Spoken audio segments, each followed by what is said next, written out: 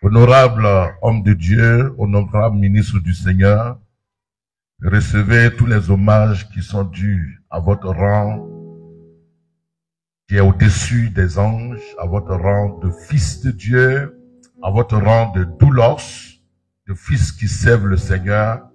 C'est pour cela que je vais demander à tous les ministres de Dieu qui sont avec nous et parmi nous, et qui rehaussent en ce moment par leur présence de bien vouloir se tenir debout, et nous allons leur donner les hommages qui conviennent au rang qu'ils s'occupent dans le corps de Christ. Ils vont se tenir debout, les hommes de Dieu vont se tenir debout, nous allons les honorer, les ovationner avec des cris de joie, avec des cris de joie, avec des cris de joie. Alléluia.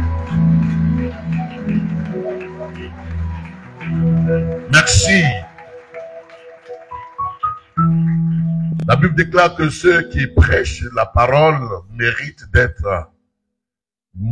un double honneur.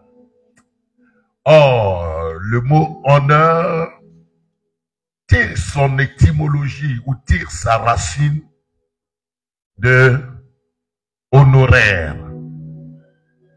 Donc, celui qu'on honore mérite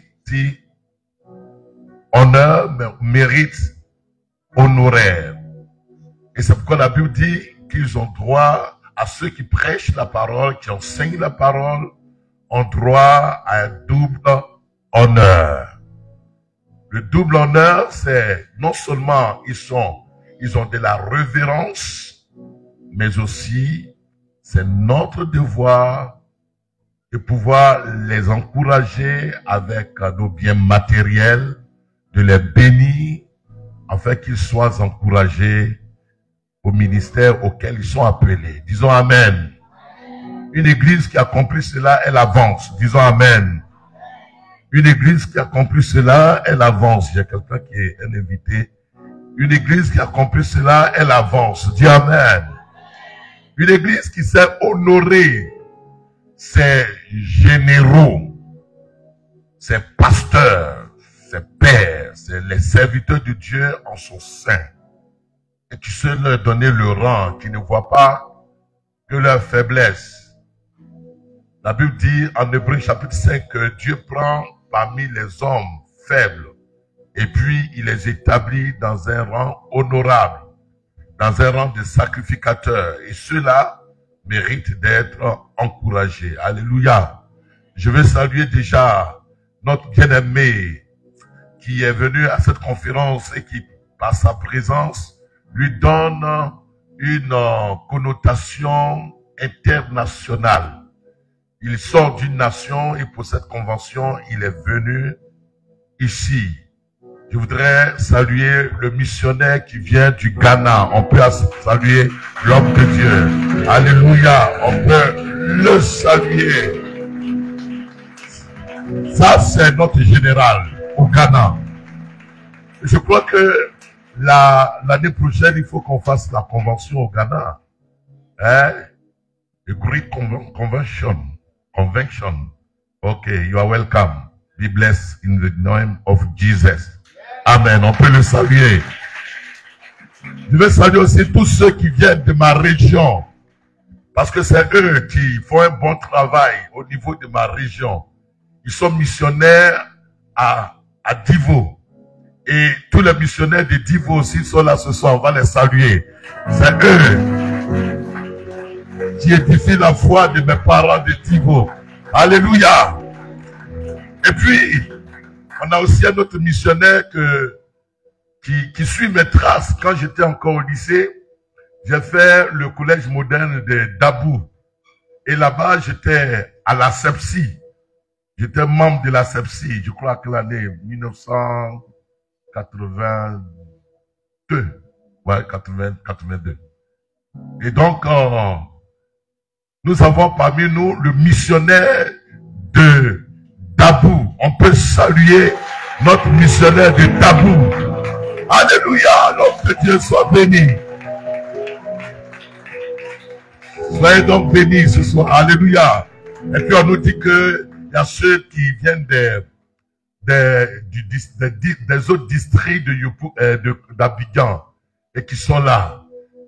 De Koumassi qui sont là. Les hommes de Koumassi de Côte d'Ivoire. Les hommes de Koumassi, on peut les saluer. Alléluia. Amen.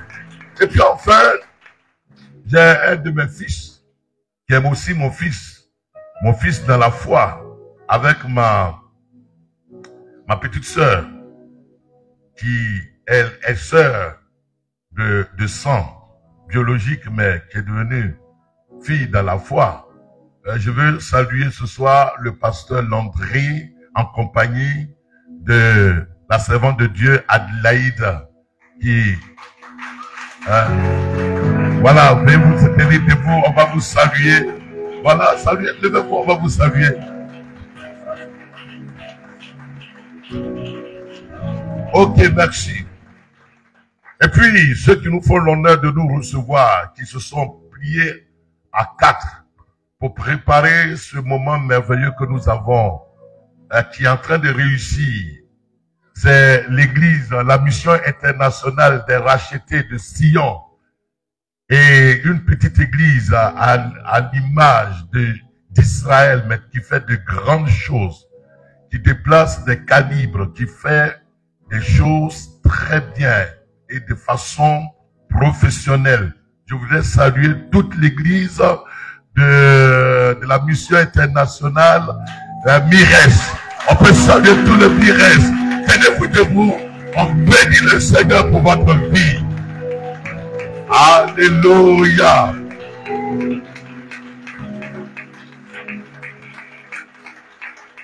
Amen. Je salue les Miressois ou les Myriens, ou les miliciens. Vous êtes formidables. Vous savez, je vous aime bien dans le Seigneur. Votre église, cette église-là, elle est trop dans mon cœur. Je l'aime tellement que je disais au Seigneur, il faut que je participe à cette convention. Et il m'a fait grâce d'être là. Il m'a fait grâce. Le diable ne voulait pas qu'on réussisse cette convention ensemble. Et donc, lundi matin, ça n'allait vraiment pas. Ça n'allait absolument pas. Le Seigneur a mis tous les moyens en jeu pour que lundi, on fasse un soin intensif. Et puis, mardi, intensif. Et mercredi, on a été là. Et Dieu a fait grâce. Est-ce que Dieu vous a béni pendant la convention? Est-ce que vous avez été enrichi pendant la convention? C'est grâce au général de l'armée du Seigneur et à son épouse. Nous voulons nous tenir debout et puis donner nos ovations à l'homme de Dieu, au bishop et à son épouse. Nous les saluons au nom de Jésus-Christ. Amen. Ça, c'est des bons fils. Amen. Et ça, c'est des personnes qui vont grandir. Alors, nous sommes en train d'aborder le thème sur comprendre la nouvelle alliance. Et nous avons dit qu'il y a eu 2 grandes dispensations. La dispensation de la loi, la dispensation conduite par Moshe depuis le Kahal. Le Kahal, c'est l'église du désert. L'église du désert depuis Sinaï. Et cette église, elle a été conduite par Moshe sous le régime de l'ancienne alliance. Une alliance, c'est un accord. Une alliance, c'est un pacte. Une alliance, c'est un consentement de marcher ensemble, de faire chemin ensemble. Et donc, pendant cette alliance, c'est Dieu qui se résout.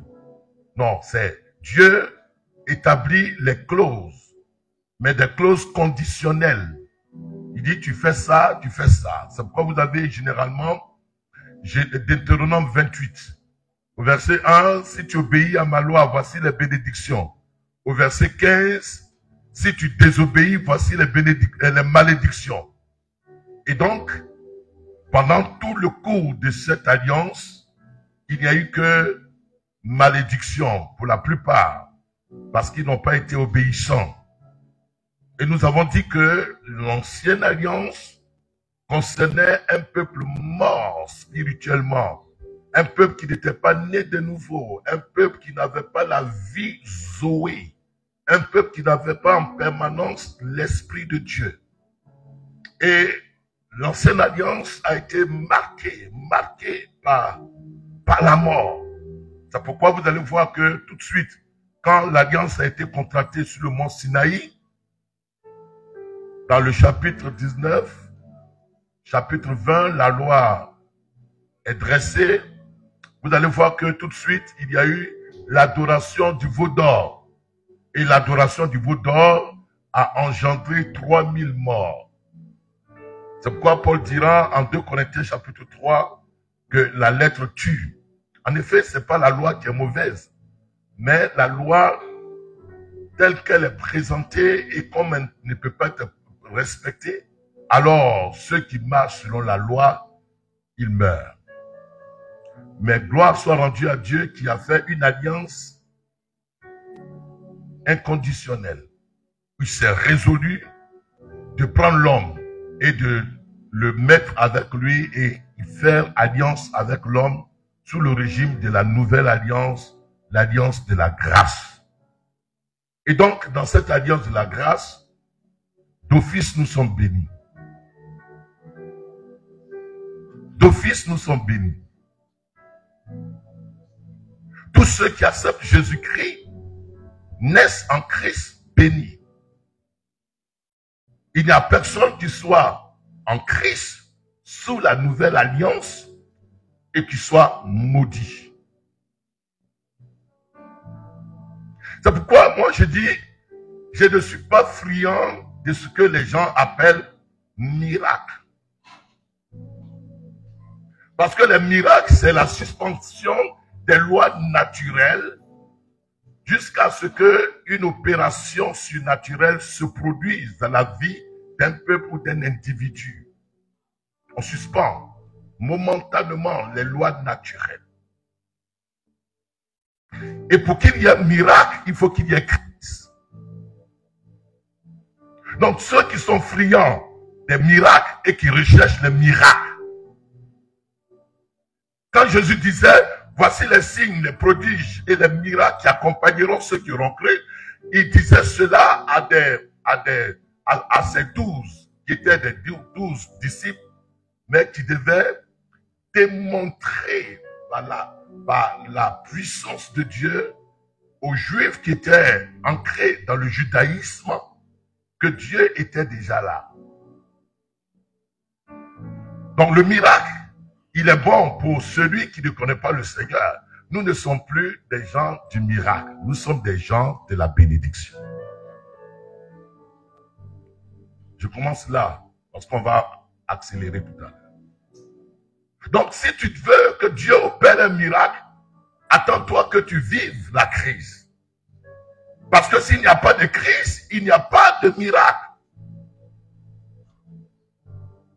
Or, la bénédiction est au-dessus du miracle. Moi, comme je suis béni, c'est rare que je connaisse une crise. Il n'y a pas de crise chez moi parce que je suis béni.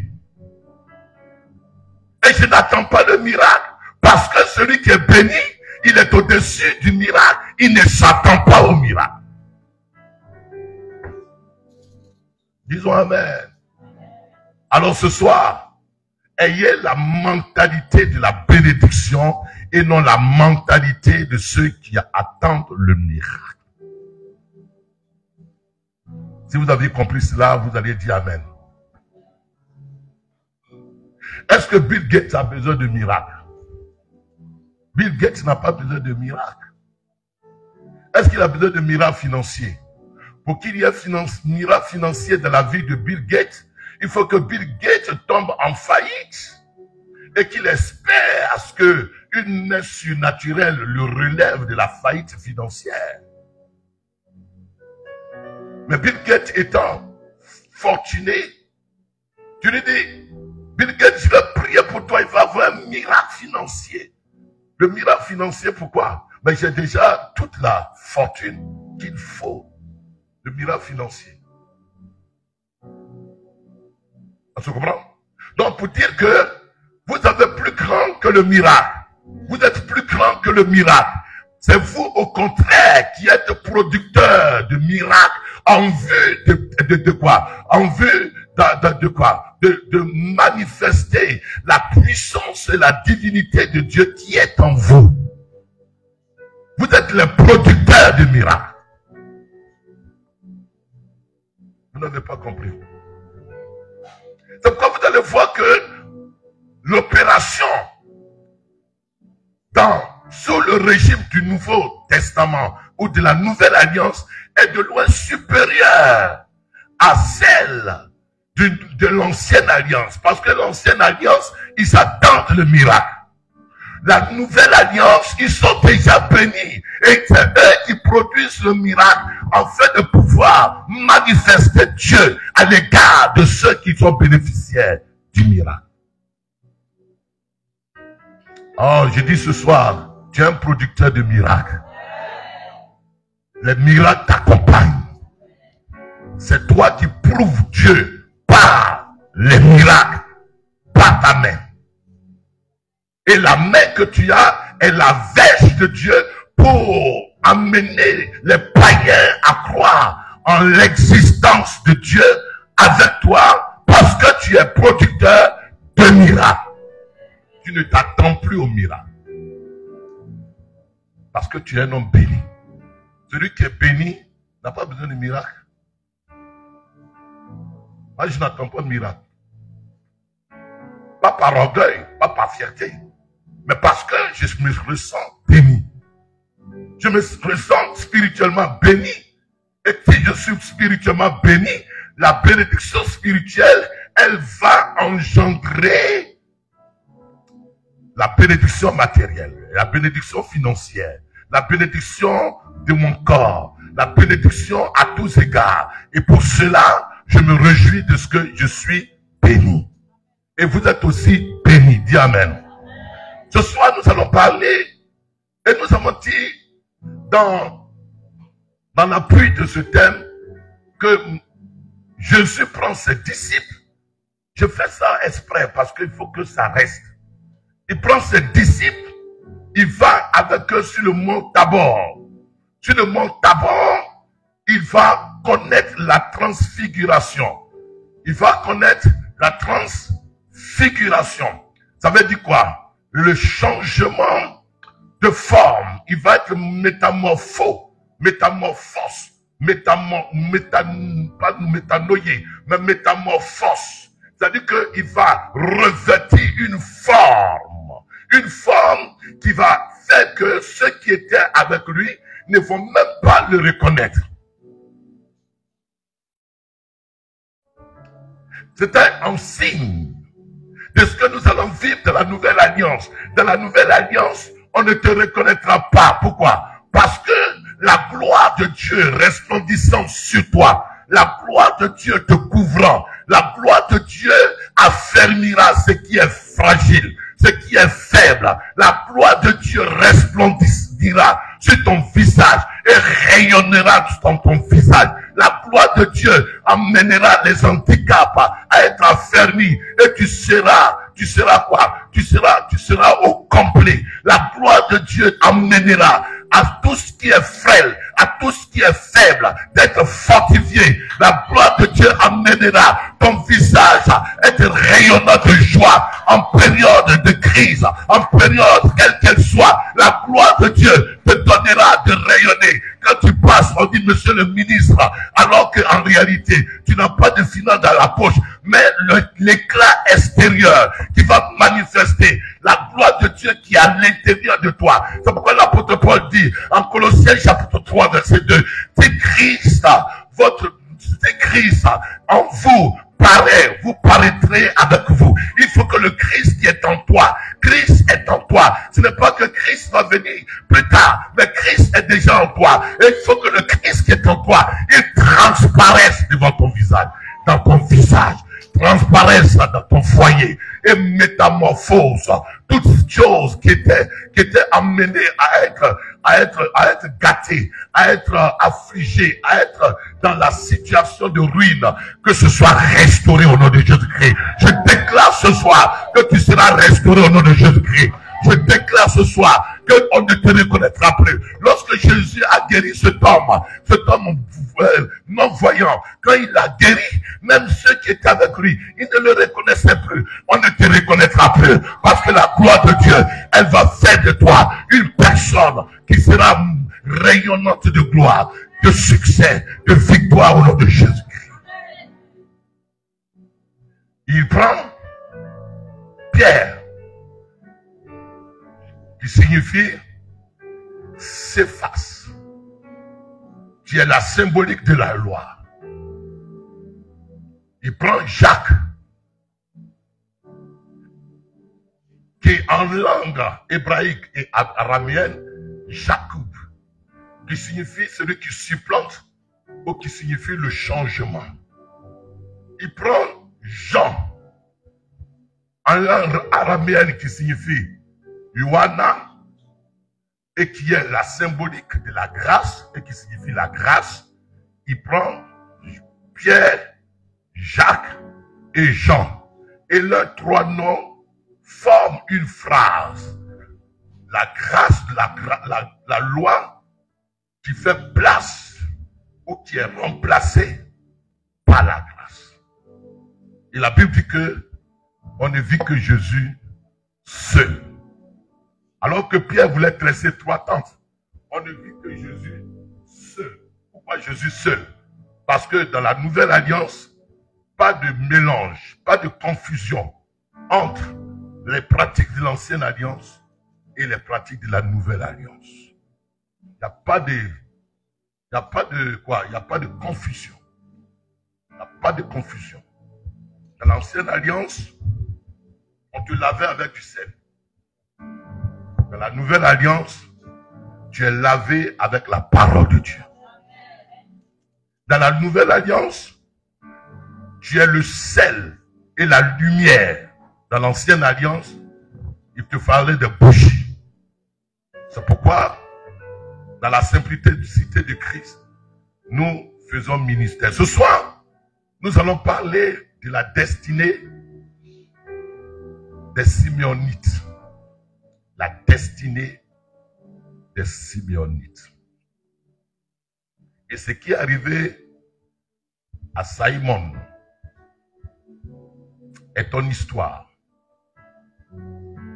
La destinée des Simeonites. Les Simeonites, c'est ceux de la lignée de Siméon. Siméon, dont le nom signifie celui qui entend. Et cet homme-là, à qui le nom de Siméon a été donné, dans sa destinée, il a été brimé. Il a été retardé. Et pourtant, sur sa vie, une destinée glorieuse était assignée. Cependant,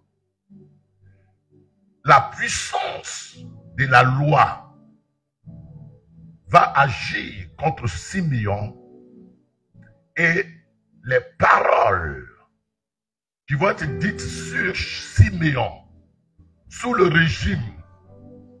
Ce n'était pas encore sous la loi, mais sous le régime du temps de son père, Jacob. Les paroles vont influencer.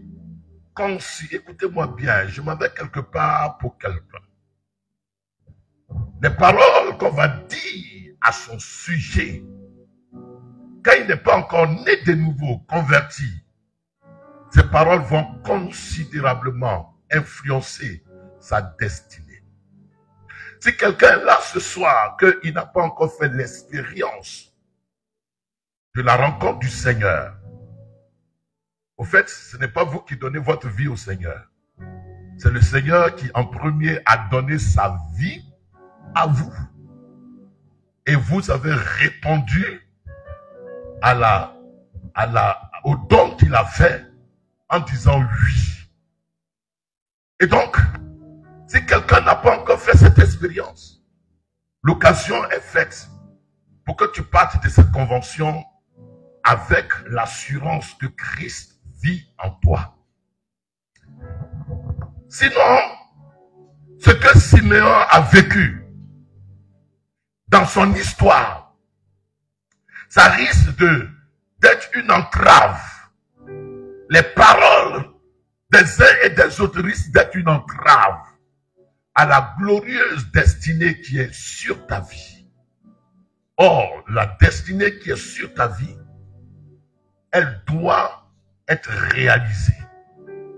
Et elle doit servir aux fins de tous ceux qui t'entourent. Parce que tu es né avec une vocation. Étant donné que tu es un esprit dans un corps. Tu es un esprit incarné. Donc Dieu ne peut pas envoyer sur terre un esprit sans qu'il ne soit assigné à une vocation. Il y a une vocation qui est glorieuse sur ta vie. Mais tu n'en es pas conscient. Et tu laisses les événements de la vie éteindre cette vocation. Tu es dit cette grâce qui est sur ta vie. Et c'est ce que Siméon a vécu. La Bible dit en Genèse chapitre 49, versets 5 à 9. Genèse 49, 5 à 9. Le père de Siméon, qui est Jacob, était en train de bénir ses enfants. Il était en train de les bénir. Et Siméon, il a été dit une parole particulière sur la vie de Siméon. Son propre père a dit une parole sur sa vie. Et cette parole, elle a eu son effet pendant de nombreuses années. Verset 5. Jacob, au verset 1, Jacob appela ses fils et dit, assemblez-nous, assemblez-vous, et je vous annoncerai ce qui vous arrivera dans la suite des temps. Pourquoi? Parce que ici, Jacob est la voix autorisée.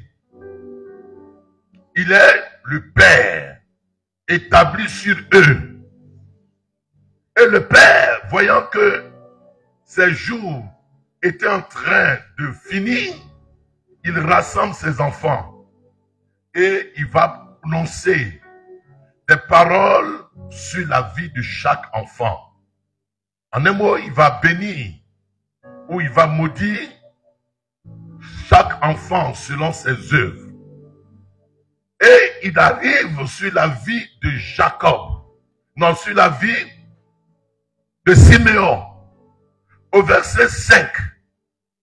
Il dit Siméon et Lévi sont des frères. Mais leur glaive, c'est-à-dire que leur épée, leur pierre tranchante,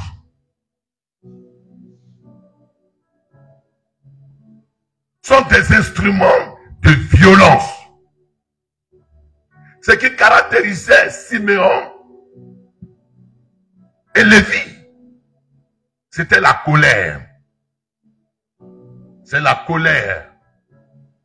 Leur péché ultime, c'était la colère, la vengeance. Et comme ils ne sont pas nés de nouveau, la colère et la vengeance, sur moi ce soir, vont ouvrir des portes à leur vie ou sur leur vie. La colère et la vengeance vont les pousser à des actes ignobles. La colère et la vengeance vont les amener à des décisions dont la facture va être lourde plus tard. Tout à l'heure, j'ai une de mes filles à l'étranger quelque part qui m'a raconté une situation au sujet de son foyer.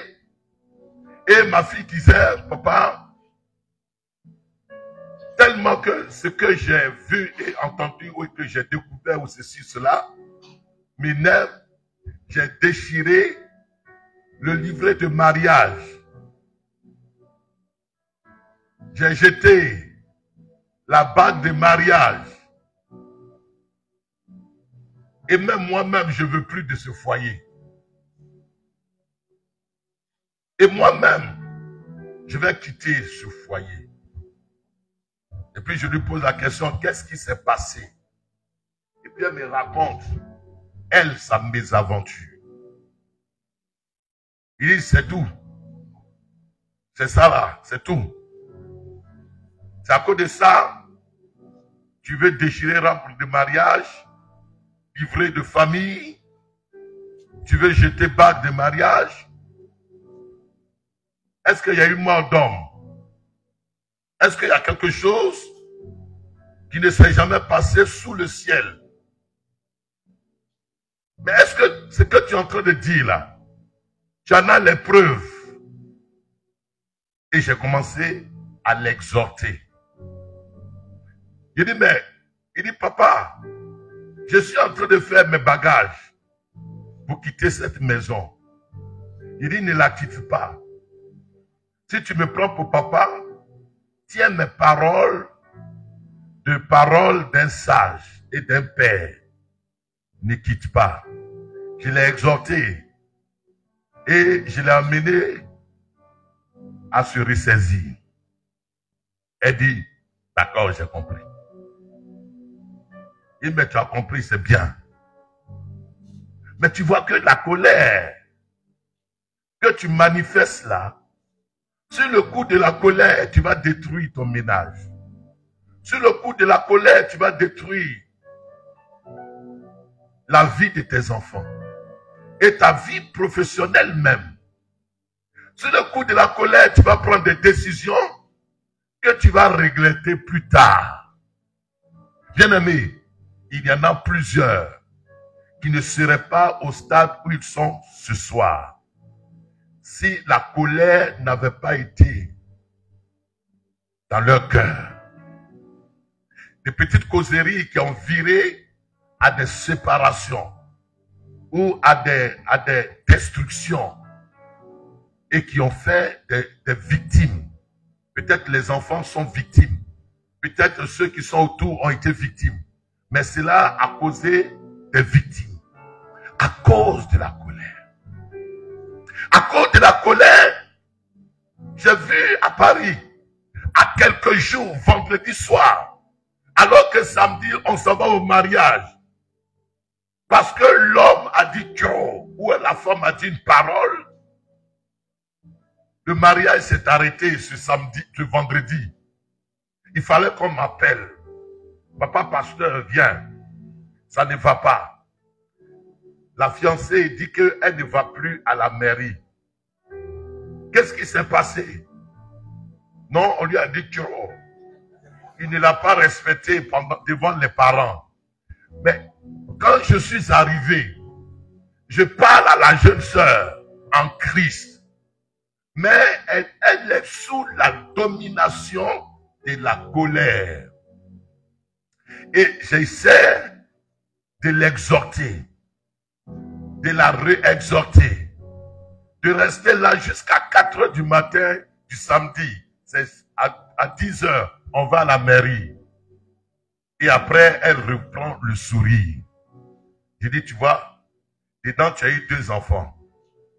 Tu es en train d'avoir le 3e enfant. Tu n'aurais pas eu les 2 enfants et les 3 enfants. Tu es en train de devenir française. Et maintenant, il t'a acheté une voiture. Tu montes dans la voiture, moi je suis dans le train. Et maintenant, vous avez acheté une maison ensemble. Maintenant, les choses vont très bien. Et si tu avais écouté la colère, tu serais encore dans un statut de célibat. Beaucoup de femmes et beaucoup d'hommes sont partis en dehors du plan du Seigneur à cause de la rage de la colère. Et les conséquences ont été difficiles à réparer. Pourquoi? La colère. Beaucoup de personnes ont déserté l'église parce qu'on leur a parlé d'une façon, d'une manière ou d'une autre qui ne leur a pas plu. Mais l'adage dit que c'est la langue et les dents qui cohabitent, qui se mordent. Toi, on ne te touche pas, toi, on ne te dit pas, toi, on ne te parle pas, toi, on ne t'offense pas. Il faut que tu sois un peu brisé. Disons Amen. Le problème de Lévi, je vais vous dire ça tout à l'heure. Le problème de Lévi et de Simon, c'est des personnes sur la vie desquelles il y avait une grande destinée. Mais la colère a fait que plusieurs décennies, plusieurs siècles, ils ont été retardés dans la possession de leur part d'héritage. Je prie ce soir que délivrance soit faite et que la colère ne puisse plus dominer de toi, parce que la nature la nature charnelle, elle a été engloutie, elle a été ensevelie dans la mort de Christ. Cependant, Christ étant mort, ton caractère est encore là. Et c'est là qu'il faut que la parole de Dieu vienne faire un nettoyage, une délivrance, une sanctification, afin que tu sois un homme, un serviteur, une servante de Dieu, capable d'être en bénédiction à plusieurs. Disons Amen. Dis à ton voisin, la colère. Je ne sais pas pourquoi je parle de ça. Quand je parle de quelque chose comme ça, c'est qu'il y a quelqu'un qui est dedans. Dis à quelqu'un, la colère, elle est destructive. Plus que Satan II de la Russie.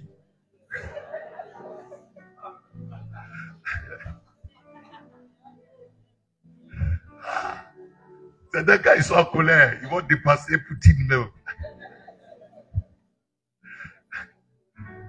Ils ne parlent pas. Hein? Dans l'église, il y avait un frère romain. On est bon, c'est la fin de l'année, on va décorer tous les frères qui ont été des frères modèles. Parce que à Paris, là, il y a trop de rebelles. Et puis, il y a trop de personnes qui sont arrogantes. Mais Romain, puis dans l'église, c'est quelqu'un de très calme. Donc, on a voulu le décorer. Ce jour-là, on a fait les certificats de loyauté, de fidélité, d'approbation des meilleurs fidèles. Et puis, on dit que le meilleur fidèle, c'est Romain. Donc, quand on a pris Romain, on l'a envoyé. On lui a donné son certificat. Tout le monde a apprécié. Mais sa fiancée est dans le fond. C'est elle qui connaît bien Romain.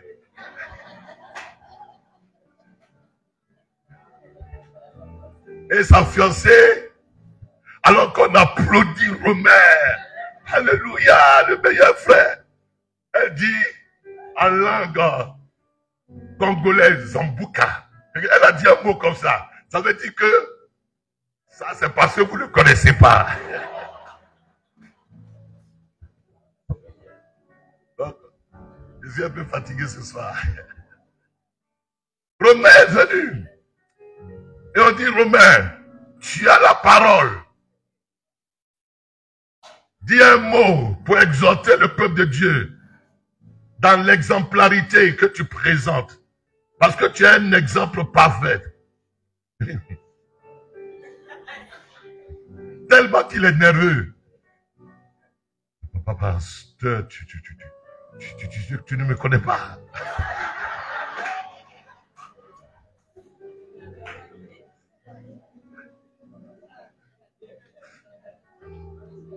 Je suis, quand je viens à l'église, j'aime bien quand tu prêches. Mais je suis dans mon coin. Je ne dérange personne, mais je ne veux pas que quelqu'un me dise. Romain n'est pas convaincu. Alléluia.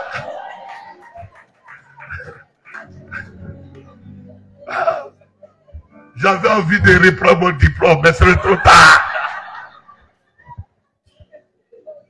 Romain, c'est un petit. Il est là, il rit comme ça là, mais marche sur ses pieds. Tu vas voir son vrai fond. La colère, dis avec moi la colère.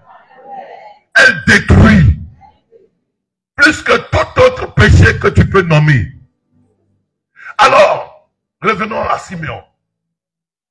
Au fait, Simeon et Lévi avaient leur sœur qui s'appelait Dina. Et leur sœur, dans le pays de Chimène, a été violée. Et leur sœur, ayant été violée, leur père Jacob leur dit, ah, je vous demande pardon. Nous allons faire un accord avec ce peuple qui nous a exercé l'hospitalité. Faisons en sorte que nous vivions en paix. Alors, Siméon et son frère Lévi ont attendu un moment où les gens ne pouvaient pas se défendre parce qu'ils étaient circoncis. Ils ne pouvaient pas se défendre et ils sont allés massacrer tous les gens de ce peuple. Et cela a causé un véritable scandale au point où leur père Jacob a été expulsé. Et ça a causé des dommages. Donc Jacob, à la fin de ses jours, va maintenant prononcer des bénédictions. Déjà, il va prononcer des bénédictions sur Ruben, qui était monté sur sa couche. Et Ruben, qui était le fils aîné, à cause du fait qu'il soit monté sur la couche de son père, il ne va pas avoir la prééminence, mais il s'agit du péché de Siméon. Le père va dire dans le chapitre 49, verset 5, il dit Siméon et Lévi, son frère, leurs glaives sont des instruments de violence que mon homme n'entre point dans leur conciliabule, que mon esprit ne s'unisse point à leur assemblée, car dans leur colère, ils ont tué des hommes, et dans leur méchanceté, ils ont coupé des jarrets de taureaux. Maudite soit leur colère, car elle est violente, et leur fureur, car elle est cruelle. Et des gens, quand ils sont en colère, ils sont cruels. Quand ils sont en colère, ils sont méconnaissables. Quand ils sont en colère, ils disent, ok, on va laisser Dieu à part. Et on va régler nos comptes. Quand ils sont en colère, on ne dirait pas que c'est les frères en Christ. Quand ils sont en colère, on ne dirait pas que c'est ceux qui ont chanté à la chorale, ceux qui ont tenu la Bible, ceux qui ont rendu témoignage que Jésus-Christ est Seigneur. Ils sont méconnaissables au point où leur mari ou leur femme peuvent dire c'est parce que vous ne connaissez pas mon mari. C'est quelqu'un, quand il est en colère, il ne mange pas. Même quand je lui demande pardon, il ne mange pas pendant 3 jours. Il s'en va acheter son attiqué. Il ne mange pas. Et quand il vient à l'église, il sourit. Il donne l'impression qu'il n'y a rien de grave à la maison. Alors qu'il fait la misère à la maison. Elle fait la misère à la maison. Bien-aimé, la colère. J'insiste là-dessus parce que beaucoup de personnes ont perdu des grâces, des contacts, des connexions, des opportunités, parce qu'elles n'ont pas été contrôlées par le Saint-Esprit pour faire preuve de maîtrise. Donc le Père l'embodit. Ce soit ce que je suis en train de dire là. On va avancer, mais comprenez ça. La colère. Beaucoup de femmes sont devenues comme des panthères blessées avec leurs enfants dans pouce-pouce. Beaucoup d'hommes sont devenus comme des électrons libres parce qu'ils ne peuvent pas cohabiter avec une femme. Ils ne peuvent pas cohabiter avec qui que ce soit. Parce que le fond de leur cœur, ils ont accepté Christ, mais n'a pas encore été délivré de la puissance de la colère. Alors ce soir, ce n'est pas une question de chasser des démons. C'est une question de prendre conscience que vous êtes maintenant une nouvelle création et que les choses anciennes doivent être passées et toutes choses doivent devenir nouvelles. Et le reflet que vous avez ce que vous avez à l'intérieur doit refléter à l'extérieur. Disons Amen. On est en train de démarrer l'histoire des Seigneurs. Donc le Père dit que je vais les séparer dans Jacob. Ils vont vivre solitaires. Et vous allez voir que, à cause de la colère, Siméon et Lévi, son frère, ont été blâmés, ne sont pas entrés dans la bénédiction. Ils sont restés comme ça, à cause de leur colère, à cause de leur nature violente. Quelques années plus tard, Israël va aller sous la direction de Joshua, de Josué, dans la terre promise. Cette parole-là, même avant cela, Moïse va venir. Moïse va restaurer Lévi. On laisse Lévi ce soir.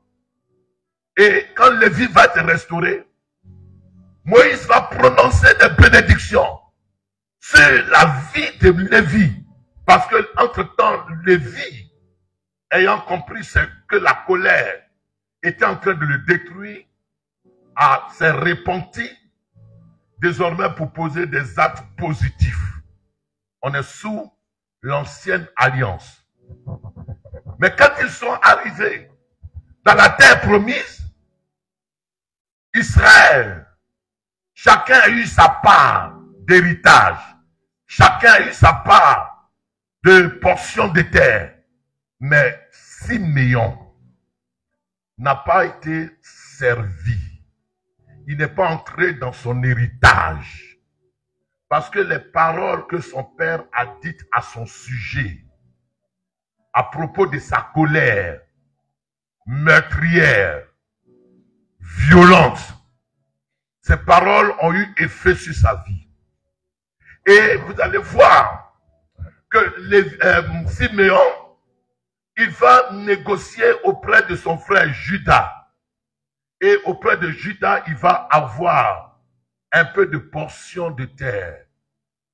Il va vivre aux dépens des bénédictions de Judas. La Bible dit même que dans le livre de Déborah, de Juges, que à cause de tout cela, il a été lâche par moment. Il n'est pas allé au combat. Et Siméon va être laissé dans un état de désert et de solitude, dans un état où il n'est pas entré au profit de ces bénédictions. jusqu'à ce que la loi de Moshe vienne. Les Siméon, les Lévi vont entrer dans le ministère. Mais lui, Siméon, il ne va pas bénéficier du ministère. Alors que sur sa vie, il y a une puissante destinée. Il y a un puissant ministère auquel il avait été destiné, que Dieu avait placé sur sa vie. Mais il fut un jour, pour nous faire l'économie du temps, il fut un jour que Siméon, un des Siméonites, va se trouver au temple. Et ce jour, au temple-là, ils vont envoyer un petit enfant. Et ce Siméonite-là, il va rester dans le temple. Et il va prophétiser. Il va accueillir Jésus-Christ. Et il va prononcer des paroles. Parce que la Bible dit qu'il attendait la restauration d'Israël. Et Siméon va accueillir Jésus-Christ. Là, les choses vont commencer à se détacher. Parce qu'il va recevoir l'enfant Jésus. Mais plus tard, l'un des Siméonites va être béni dans son activité de pêche. Et un jour, Jésus va venir et il va se mettre au nom des disciples de Jésus. Son nom, c'est Simon-Pierre. Et ce jour-là, marchant avec Jésus, il va dire, Jésus va dire, mais qui dites-vous que je suis? Et c'est là le centre de mon message. Et quand Jésus va dire, qui dites-vous que je suis? Simon, poussé par le Saint-Esprit, attiré par le Saint-Esprit, il va avoir la révélation. Et il va reconnaître que Jésus n'était pas un simple homme. Il va dire que tu es le Christ, le Fils du Dieu vivant et vrai. Alléluia. Et la révélation va être le point focal qui va changer ce jour-là. La destinée de Siméon. Et à partir de cela, toute la lignée siméonite va entrer dans la bénédiction. Pourquoi? Parce que un des siméonistes va avoir la révélation que Christ est le Fils du Dieu vivant. Et ce jour-là, Jésus va dire à Siméon, Simon, fils de Jonas, tu es béni. Et quand il va dire tu es béni, cette bénédiction va être irrévocable sur la vie de Simon. Son père l'avait maudit, mais il y a un plus grand que son père. Son père avait dit des paroles négatives sur lui, mais il y a un plus grand que son père. Jacob était son père biologique, mais Jésus-Christ est le créateur de tout ce qui existe sur la terre. Il est le Fils de Dieu, il est Dieu incarné, il est celui qui a la bouche autorisée, et lorsqu'il déclare une parole à ton sujet, peu importe le passé, peu importe la culpabilité que tu transportais, peu importe ce qu'on a dit à ton sujet, peu importe la racine de ta famille, ce qu'il a dit est dit. C'est pourquoi l'autre fois, quand Pilate avait écrit sur le poteau que celui-ci est le roi des Juifs, les Juifs ont dit, il faut annuler cette parole. Et Pilate va leur répondre en disant, ce qui est écrit est écrit. Et ce soir, je veux dire à quelqu'un, ce que la Bible dit à ton sujet est dit. Ce qui est écrit à ton sujet est écrit. Et ce qui est dit par l'autorité divine, par l'autorité établie au-dessus de toutes les autorités, a de la valeur que ce qui a été dit dans ton passé, ce qui a été dit dans tes racines, ce que Jésus dit à ton sujet est plus fort, est plus puissant, est plus solennel, est plus grand que ce qui a été dit autrefois à ton sujet. Jésus a dit à ce Siméon, celui que son père avait maudit, celui que son père avait dit, il n'aura aucune part. Il a dit à Siméon que tu es heureux. Ça veut dire que tu es béni. Ça veut dire que ta bénédiction que je te donne aujourd'hui, elle vient en annulation de la malédiction qui se vissait sur ta vie. Et autrefois, ne connaissant pas le Seigneur, nous marchons sous la loi, nous marchons sous la malédiction, nous marchons sous les paroles qui ont été dites à notre sujet, nous marchons sous la culpabilité, mais le Seigneur vient ce soir dire que tu es heureux. Et il faut que ta conscience retienne ce qui est dit à ton sujet. Il faut que ta conscience accepte cela et prenne cela au-dessus de toute parole négative qui a été dite à ton sujet. Je déclare en qualité de voix autorisée que tu es heureux, que tu es béni, que tu es béatifié, que tu es restauré, que tu es régénéré, que tu es maintenant enfant de Dieu, que tu prospéreras, que toutes les paroles qui avaient été dites à ton sujet, elles sont annulées, elles sont sans effet. Et maintenant commence ton évolution, commence ton élévation, parce que cette parole-là, elle va t'introduire dans une nouvelle saison, dans une nouvelle dispensation. Et cette dispensation, elle sera irrévocable. Aucun homme, aucune circonstance, aucune situation ne pourront annuler ce que le Seigneur dit à ton sujet. Je dis à quelqu'un ce soir, même dans ta famille, on avait dit que vous êtes maudits, mais la Bible déclare sous la dispensation de la nouvelle alliance que tu es heureux, que tu es béatifié, que tu es béni, que tu peux te marier, que tu peux féconder, que tu peux faire des exploits, que tu peux aller plus loin qu'on a pensé que tu irais, que tu peux faire des exploits, que tu peux faire des choses au-dessus des moyens physiques, que tu peux être ce que les hommes disent que tu n'allais pas être. Dis Amen. Siméon, à qui on avait dit que toi, Siméon, tu seras dispersé. Autrement dit, toi là, tu ne seras jamais dans le foyer. Tu seras solitaire. À qui on avait dit, Siméon, toi là, tu n'entreras pas dans ton héritage.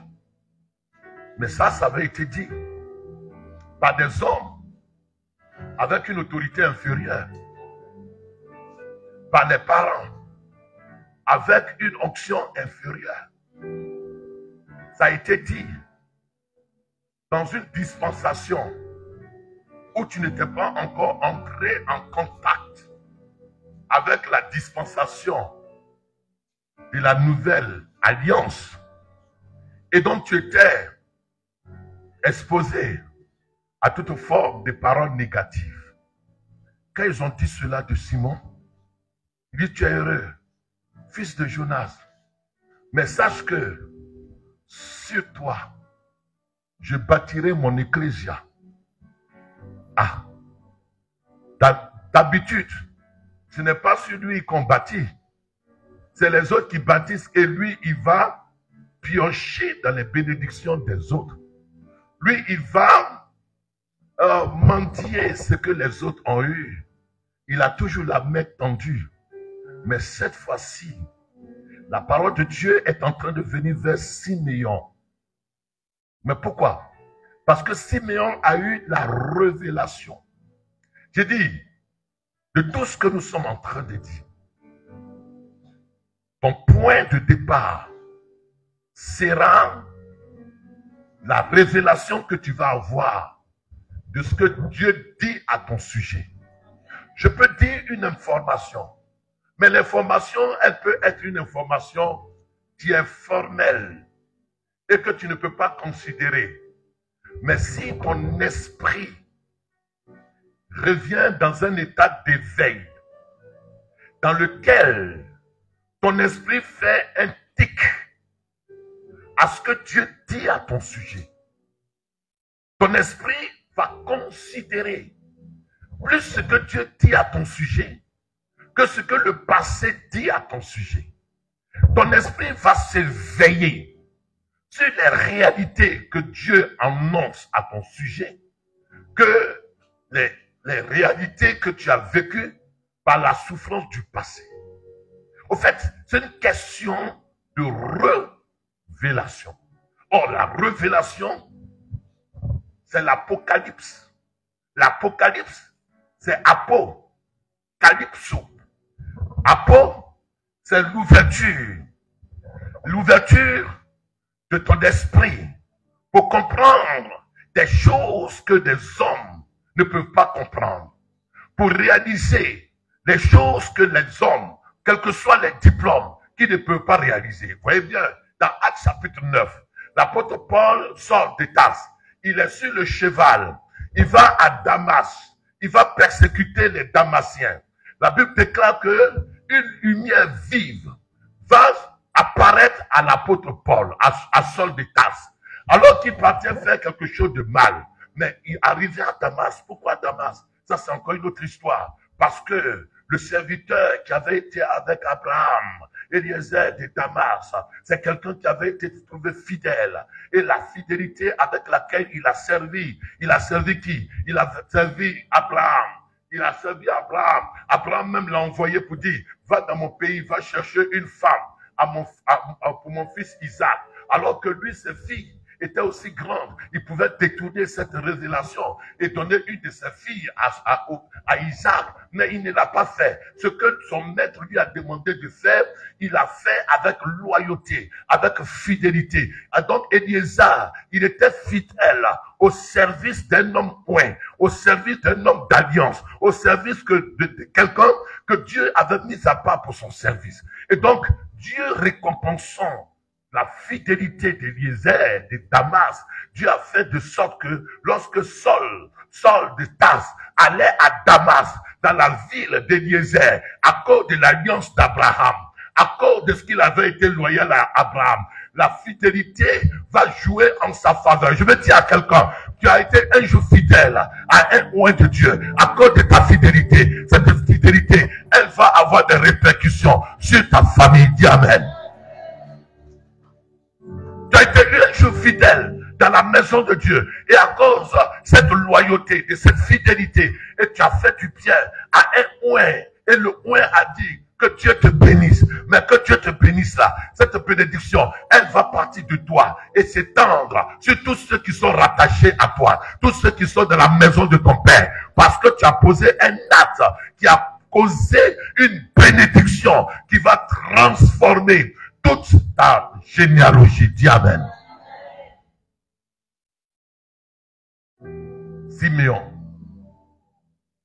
ce n'est pas la chair et le sang qui t'ont révélé cela.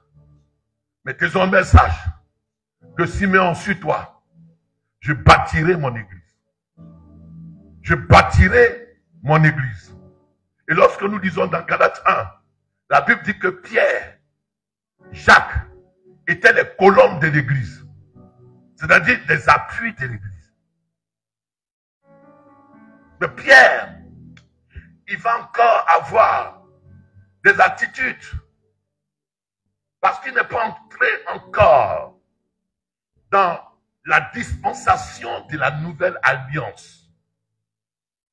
Il n'a pas encore réalisé que plus tard, il est dans la nouvelle alliance.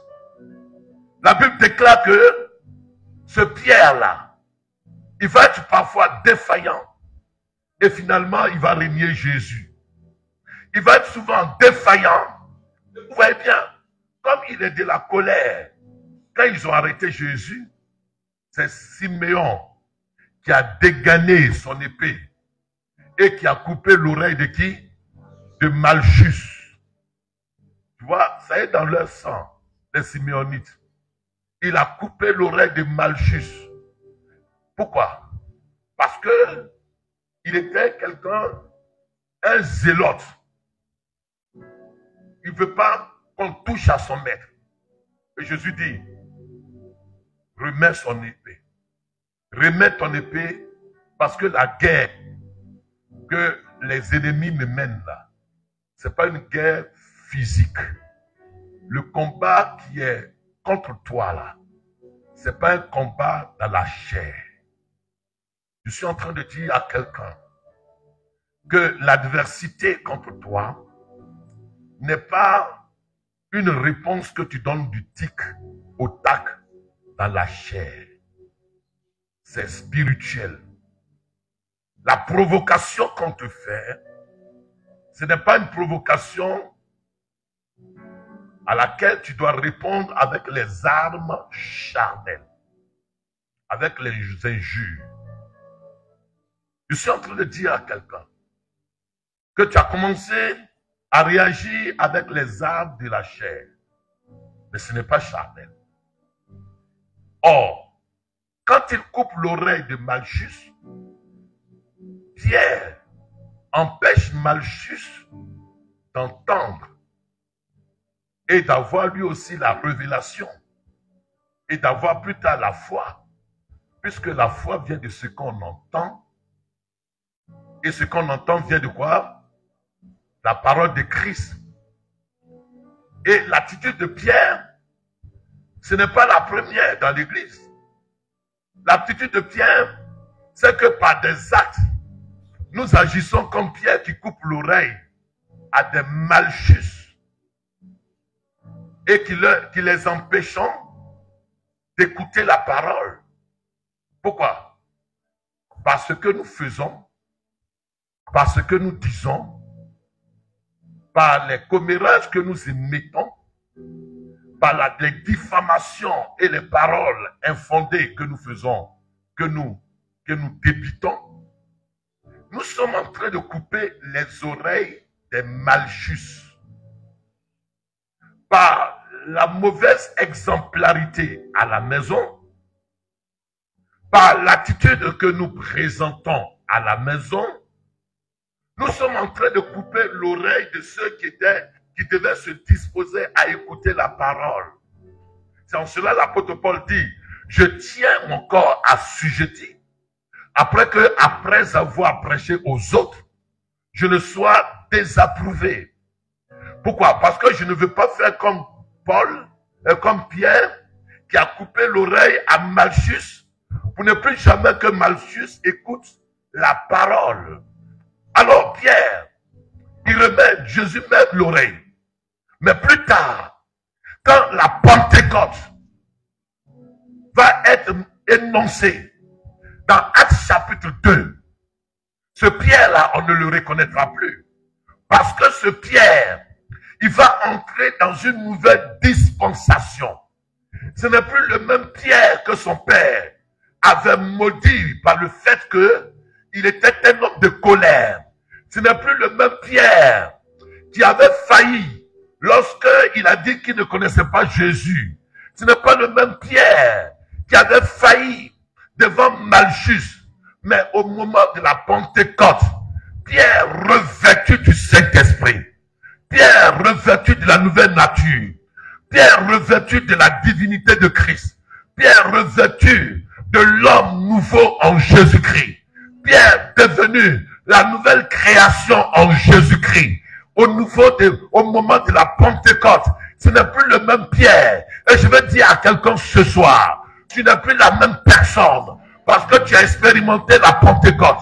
Tu n'es plus la même personne parce que le Saint-Esprit est venu loger en toi. Tu n'es plus la même personne parce que la Bible déclare, si quelqu'un est en Christ, il est une nouvelle création. Les choses anciennes sont passées. Et aux yeux de Dieu, ce n'est plus le même Pierre, le Pierre charnel, le Pierre de la nature pécheresse, le Pierre peureux, le Pierre qui était en train de dire, je ne l'ai jamais connu. Le même Pierre, ce n'est plus la même personne. C'est une personne qui est morte et qui est ressuscitée avec Christ. C'est une nouvelle création. C'est un kainos.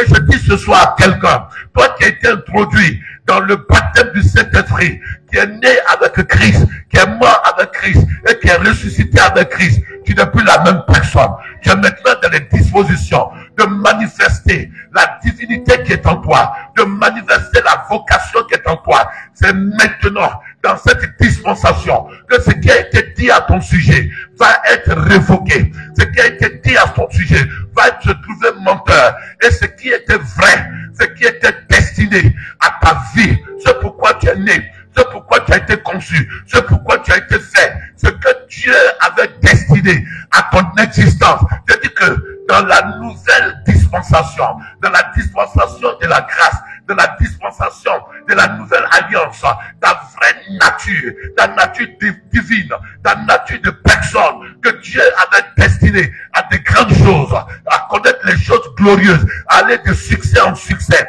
à aller de gloire en gloire. Je dis que c'est dans cette saison que tu dois être manifesté.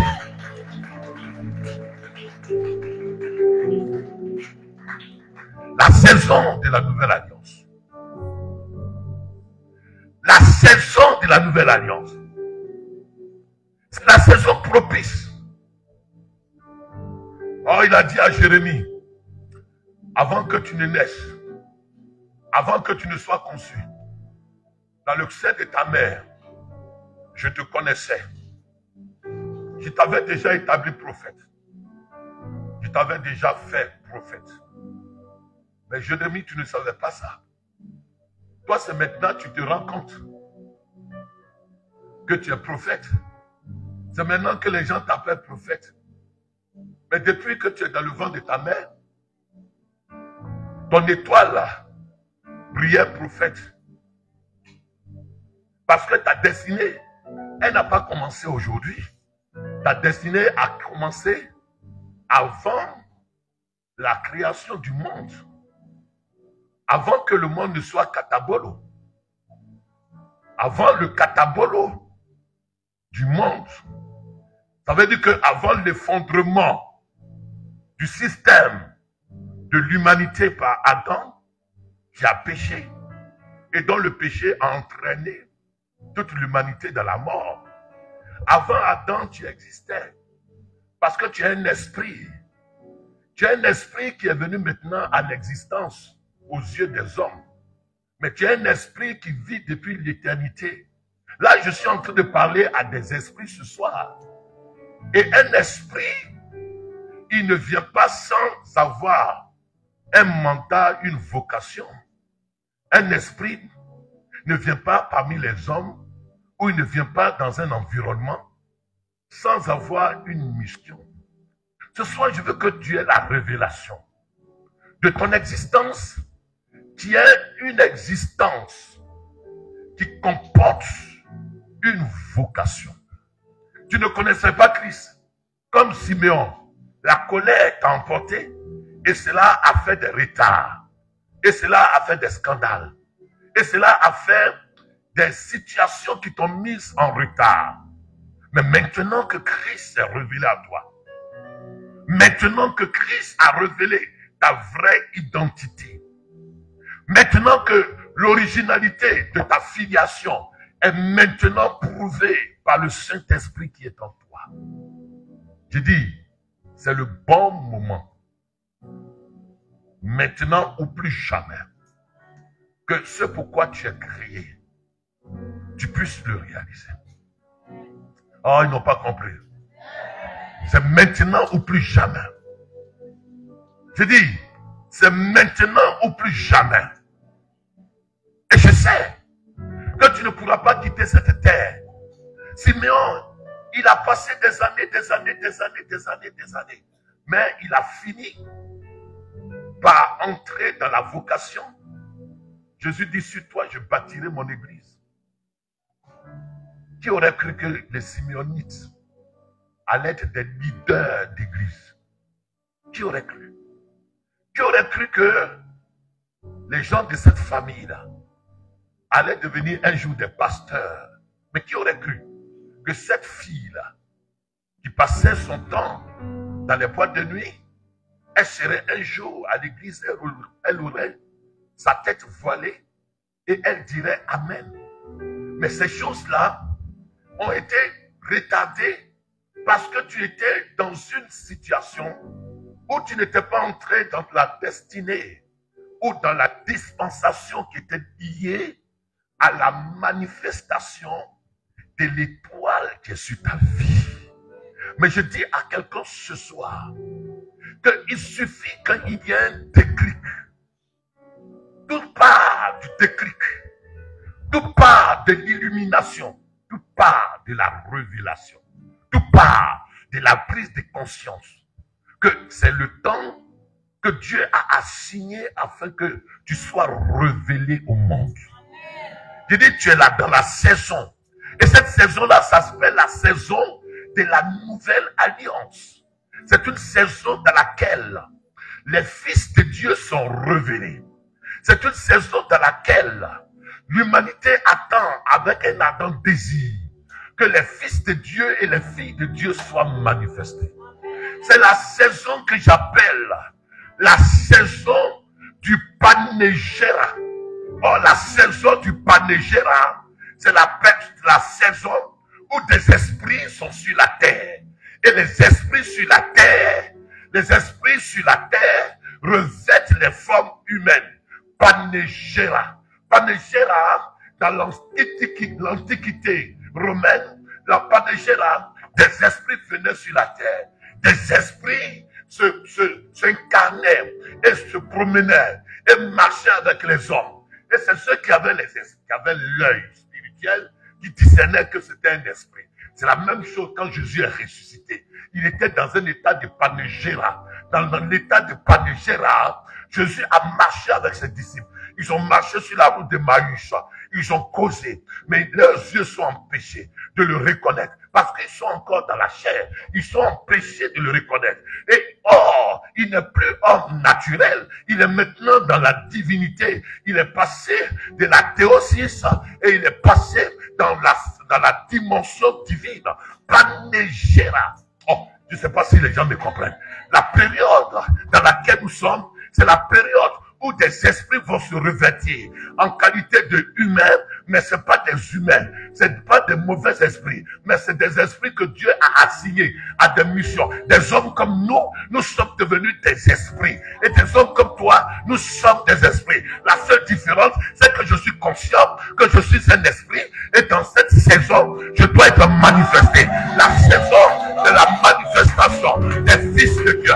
Et la saison, c'est la saison que Dieu a assignée à tous ceux en qui son esprit est. Et il dit, mon esprit est en toi, mais je t'ai donné un morphos, je t'ai donné une force humaine, afin que la force humaine puisse interférer entre toi et les spirituels, parmi les hommes et le spirituel. Et cependant, les hommes qui ont les esprits et qui ont l'esprit reconnaissent quelle est la dimension surnaturelle dans laquelle tu es.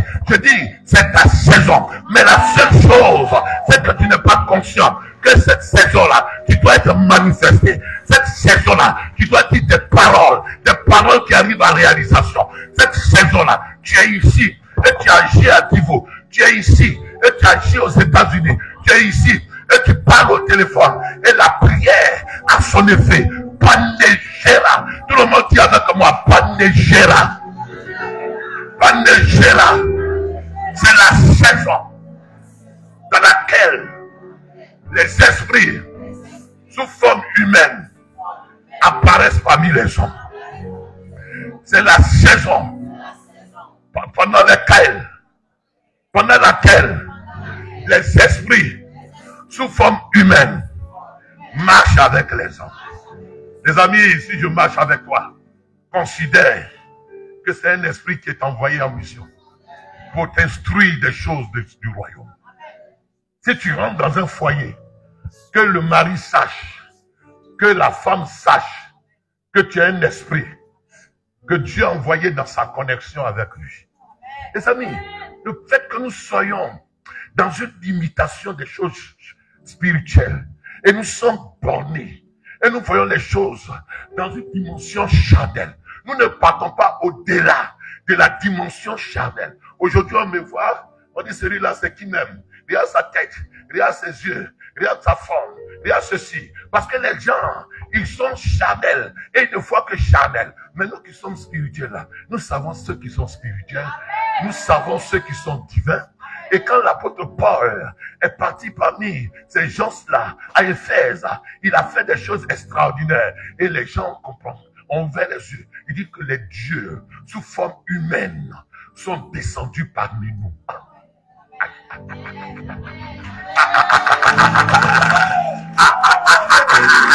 Les hommes, les dieux, sous forme humaine, sont descendus parmi nous. Les amis, moi je vis ça.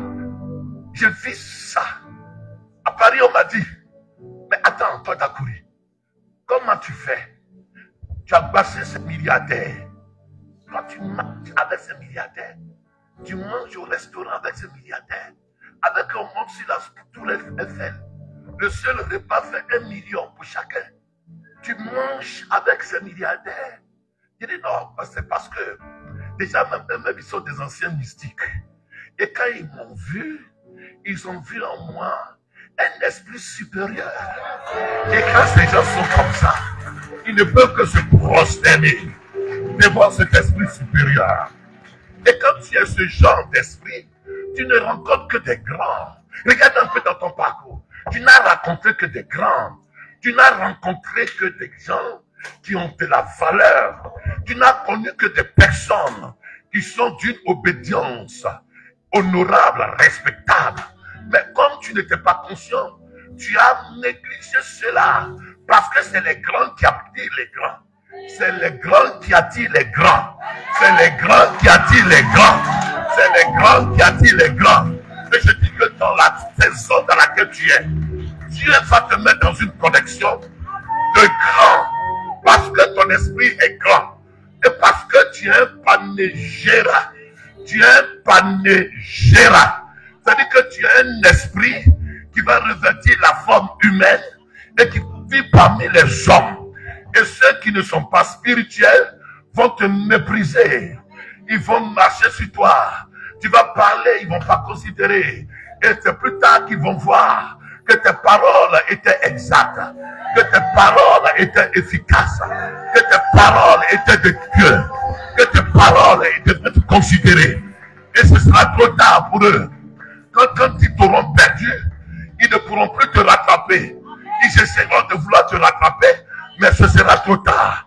Ils essaieront de vouloir te remplacer par une autre femme, mais l'autre femme ne pourra pas jouer le rôle que tu jouais auprès d'eux, parce que c'est toi qui leur propulsais la grâce, c'est toi qui les éclairais par ton étoile, parce que tu es un panégéra, parce que tu es un panégéra. Oh, je suis en train de dire à une femme, tu es d'une dimension divine, et dans cette dimension, Dieu veut faire des choses extraordinaires. Il faut que tu aies le discernement, afin que tu ne mettes pas à la poussière la valeur intrinsèque et divine que Dieu a ensemencée en toi. Parce que dans la nouvelle saison, dans la nouvelle dispensation, dans la dispensation de la grâce, Dieu fait de toi Dieu. En Jean chapitre 10, il n'a pas dit, ne vous ai-je pas dit que vous êtes des dieux? On n'a jamais développé ça. Tu n'as jamais développé ça. Dieu est pleinement en moi. Dieu est pleinement en moi. Alors je vais te demander ce soir, à tous les panégéras, de pouvoir se tenir debout. Nous qui nous reconnaissons.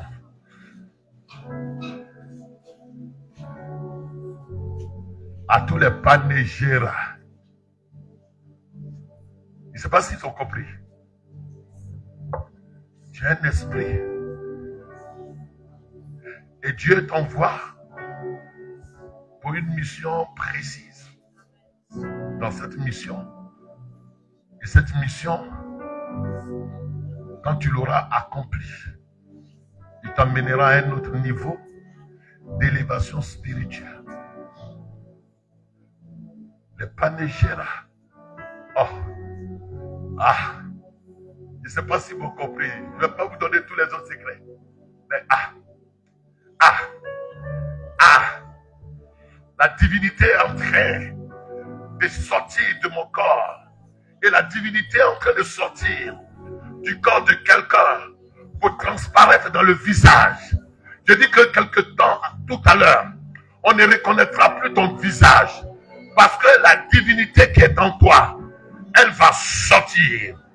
Les gens diront que c'est pas la sorcellerie ça. Non, c'est autre que la sorcellerie.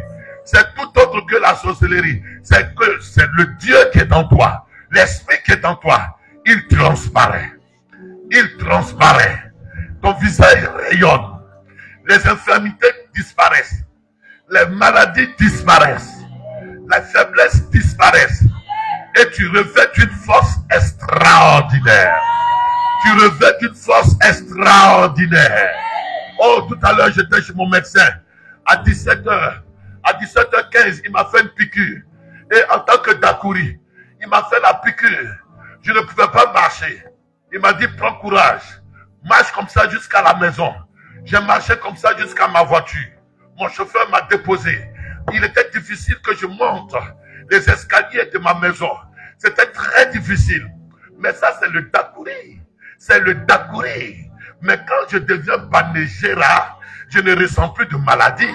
Quand je deviens Banégera, je ne vois plus d'insuffisance. Quand je deviens Banégera, l'impossible devient possible. Quand je deviens Banégera, j'agis dans le surnaturel divin. Ah, je dis, tu vas faire des choses extraordinaires. Tu vas faire des choses extraordinaires. Tu vas faire des choses extraordinaires. Tu vas faire des choses extraordinaires. À tel point que les gens vont te dire, mais je t'ai vu dans mon songe. Je t'ai vu dans mon songe. Effectivement, tu vas apparaître dans leur songe. Après que quelqu'un va te dire, je t'ai vu dans mon songe. Je t'ai vu me secourir dans mon songe. Et tu vas le secourir. Quelqu'un va te dire, je t'ai vu secourir dans mon songe. Et tu vas le secourir. Quelqu'un va te dire, je t'ai vu.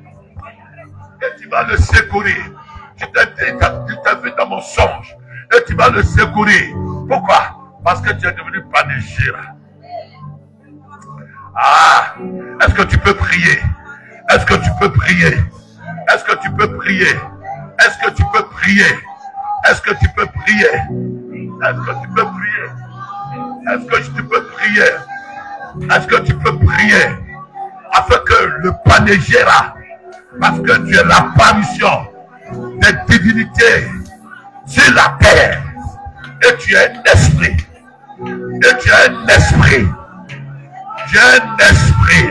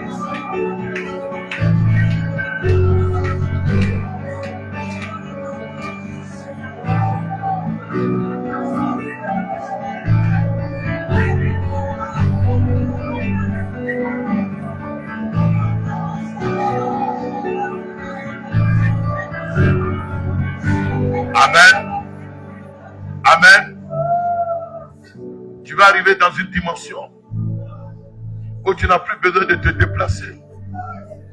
Une femme dira, mais n'est-ce pas Adélaïde, je t'ai vu. Dans mon songe, j'avais besoin d'avoir un enfant et tu es venu dans mon songe. Tu m'as imposé les mains. C'est pas songe.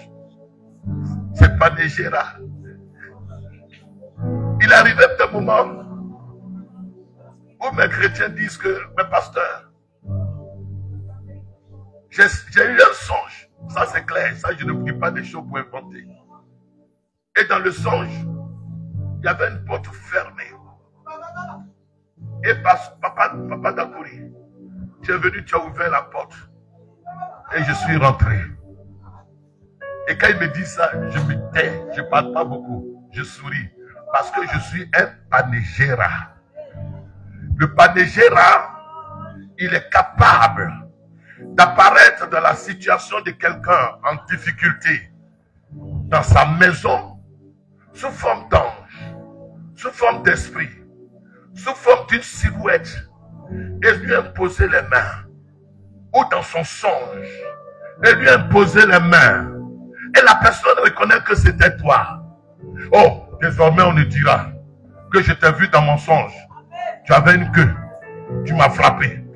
On ne te dira que désormais je t'ai vu dans un songe, tu es venu vêter assis sur moi, et tu m'as brûlé. Mais on ne dira que dans les songes, on t'a vu nous délivrer. On t'a vu nous secourir. On t'a vu nous relever. On t'a vu en train de prêcher l'évangile. On t'a vu devant une scène, en train de faire une croisade. On t'a vu en train d'opérer des malades. On t'a vu en train de faire des choses extraordinaires. Parce que tu es devenu Panéchéra. Tu es devenu un esprit revêtu d'une forme humaine. Alors lève la main. Dis Seigneur, cette nuit, je prends conscience que je suis de la divinité incarnée dans un corps. Celui qui est à l'intérieur de moi, il est plus grand que ce que les yeux voient. Désormais, celui qui est à l'intérieur, il peut bouger, il peut voyager, il peut apparaître, il peut imposer les mains, il peut guérir, il peut être vu dans les songes, il peut faire des merveilles. Désormais, je suis devenu un esprit dans un corps sous la dispensation de la nouvelle alliance. J'agis comme Jésus qui traversait les murs, à qui rien n'était impossible, devant qui il n'y avait aucune barrière. J'agis comme les anges qui apparaissent dans les prisons et qui délient les chaînes des prisonniers. C'est comme ça. Je vais apparaître maintenant. Parce que mon âme est pure, sanctifiée par le sang de Jésus-Christ, incarné dans le Christ Jésus. Je suis devenu un esprit vivifiant dans le nom de Jésus. Amen.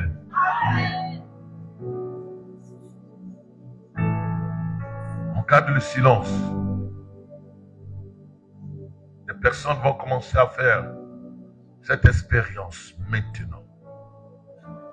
Tes pensées vont suffire pour aller guérir un parent, pour aller secourir quelqu'un qui a mal couru, pour aller secourir quelqu'un dont tu sais qui est en train de passer des moments difficiles. Moi, mes pensées suffisent pour me tenir auprès de toi où que tu sois. C'est pas Panéchéra. La puissance de l'Esprit de Dieu dans tes pensées.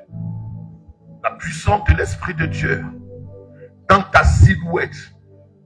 La Bible dit que Pierre, quand il passait, Paul, quand il passait, Pierre, quand il passait, son ombre guérissait les malades.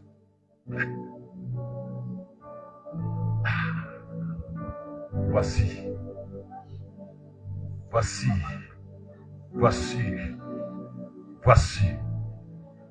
Pierre, quand il déplaçait, son ombre guérissait les malades. Parce qu'il était devenu Panéchéra. Panéchéra. Pierre, son ombre simplement guérissait les malades. Parce qu'il est devenu un esprit vivifié. Jésus, ses disciples étaient cachés et ils traversaient les murs.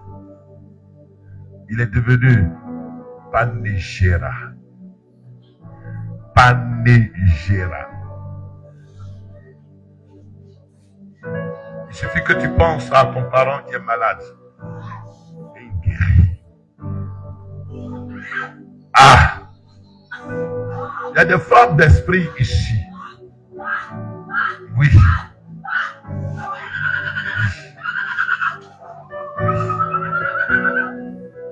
Il y a des femmes d'esprit. Laissez-la comme ça. Elle est en train de sortir le divin qui est en elle. La Bible dit que Pierre, son ombre seulement guérissait les malades. Quand tu vas passer, ton aura,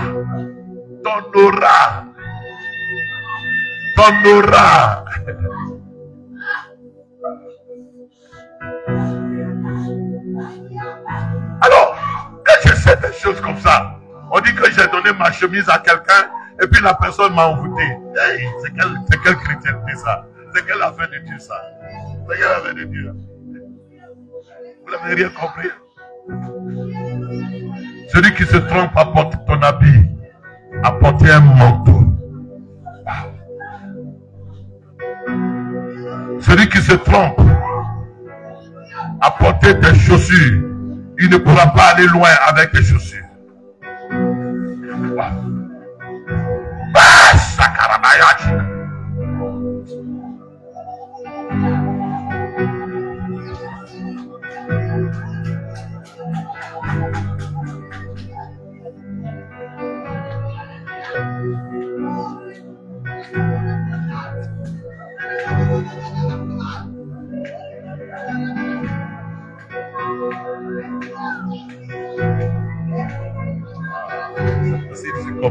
S'ils se connaissent les enfants, man of God, ils ne savent pas s'ils se connaissent. Ils ne savent pas qu'il y a une transmission. Yes! Ils ne savent pas qu'il y a une transmission d'une onction. Ah! Panégéra. Panégéra. Panégéra. Des dieux sous forme humaine sont venus parmi nous. Panégéra.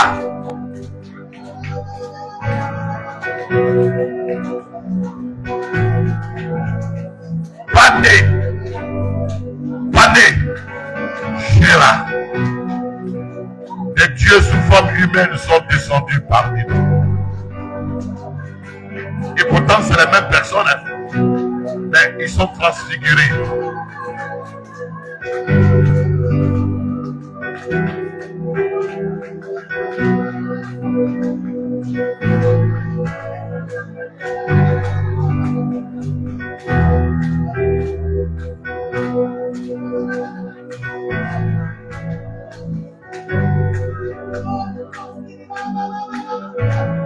Regardez un peu. Regardez un peu. Regardez un peu. Bishop, regarde cette expérience. Sous l'ancienne alliance, écoutez Panégéra. Écoutez-moi Panégéra. Sous l'ancienne alliance,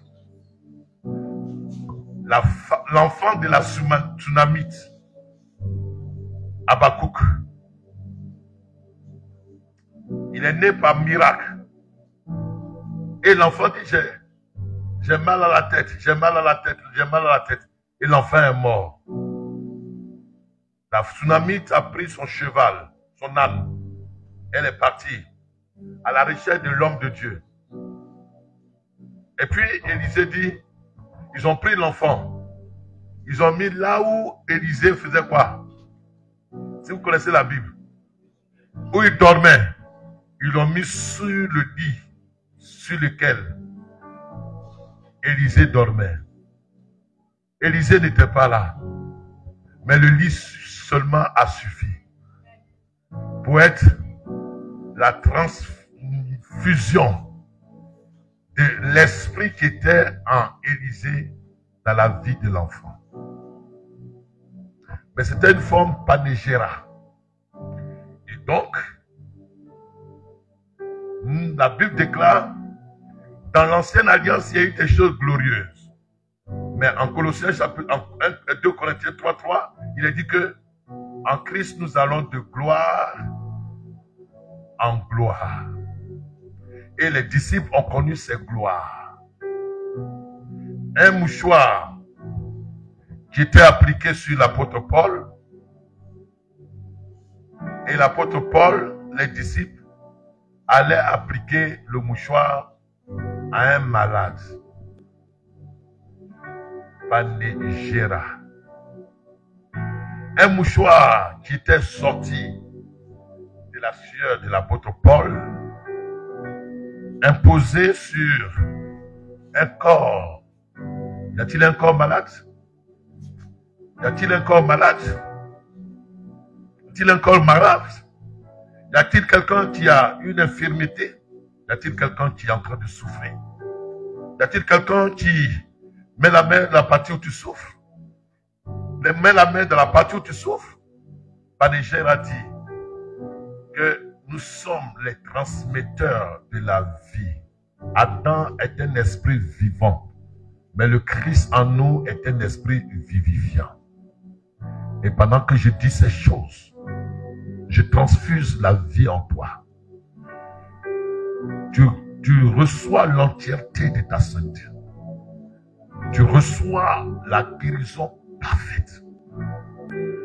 Et j'infuse Zoé et tout ce qu'il contient pour guérir la maladie, pour opérer au-dedans de toi et pour faire l'extraordinaire. Va, plus jamais le même, et sois guéri au nom de Jésus-Christ. Dis Seigneur Jésus-Christ, ce soir, une chose dont je prends conscience. Dis-le fort, une chose dont je prends conscience. Je suis un esprit enfermé dans un corps.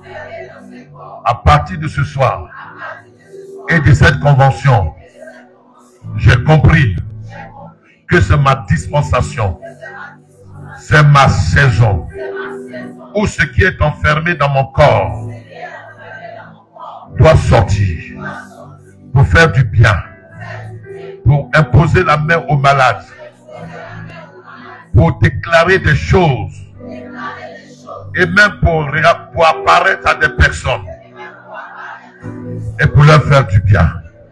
À partir de ce soir, je suis un esprit vivant dans un corps vivant. Je suis un esprit qui impacte. Et je vais impacter. À partir d'aujourd'hui, fini les miettes. À partir d'aujourd'hui, fini la limitation. À partir d'aujourd'hui, fini la restriction. Dieu me met au large. Toutes les barrières qu'il y avait autour de moi ne peuvent plus contenir la puissance de Dieu qui est en moi. À l'instar de Jésus qui apparaissait à ses disciples enfermés dans une chambre pour que le malade soit dans son sommeil. Je lui apparaîtrai et j'opérerai la guérison pour que la personne qui est découragée soit. J'apparaîtrai et je le relèverai. Et la personne rendra témoignage que je t'ai vu dans mon songe. Oh, c'est pas de Gérard. Oh, c'est pas de Gérard. Parce qu'un esprit, on ne le voit pas, mais il se déplace. Au nom de Jésus-Christ, je rentre dans cette dimension parce que c'est ma saison. Amen. Est-ce qu'on peut acclamer le Seigneur?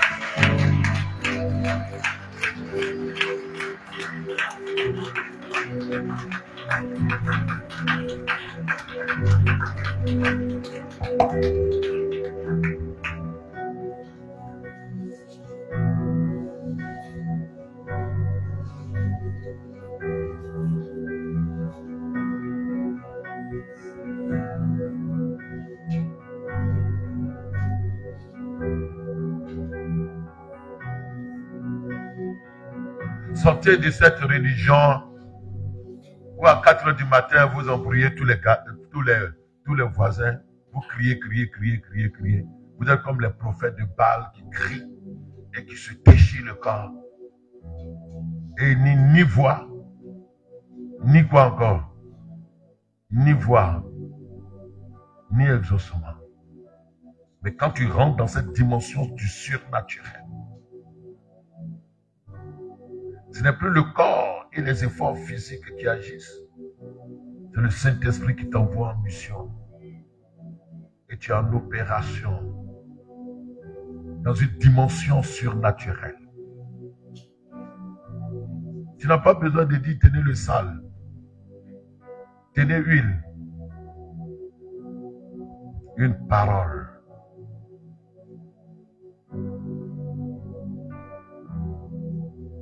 Suffit. Un dosage d'autorité orienté vers la personne. Suffit. Nous n'avons pas le droit de dire aux anges, fais ceci, mais tu fais ta main comme ça. Les anges exécutent. Parce que c'est Panégéra, le supérieur des anges, qui est en train de parler. Ça, c'est une dimension surnaturelle. Et tu ne peux pas être dans la chair pour comprendre ça. Et je ne sais pas pourquoi je dis des choses comme ça. Les pasteurs ne comprennent peut-être. Vous allez voir que quand je vais finir d'ici, je suis fatigué. Mais quand tu es en option et l'esprit te saisit, tu n'es plus la même personne. Et tu ne vieillis pas. Et tu es toujours jeune. Tu n'as pas ride. Tu ne mets pas tchacho. Et ton visage est rayonnant de gloire. Et c'est comme ça, au sortir de cette convention, votre visage va être rayonnant de gloire. Vous avez des situations, mais c'est vous qui allez relever ceux qui ont des situations. Vous avez des afflictions, mais vos afflictions ne vont pas avoir effet sur vous. Aucune situation ne va avoir effet sur vous. Parce que vous êtes devenus des esprits hommes. Entrez dans cette dimension. N'avez-vous pas dit dans votre propre loi que vous êtes des dieux? Il a dit, je te ferai Dieu auprès de Pharaon. On va s'arrêter là, sinon on risque d'aller loin. Panégéra, dis avec moi Panégéra. Ça veut dire l'apparition des esprits sous forme humaine parmi les hommes. Je ne sais pas si vous avez vu ça déjà. On dit non, l'autre était mort, on l'a vu au Ghana. On s'arrête là. Pour ne pas que je vous effraie. Que Dieu vous bénisse.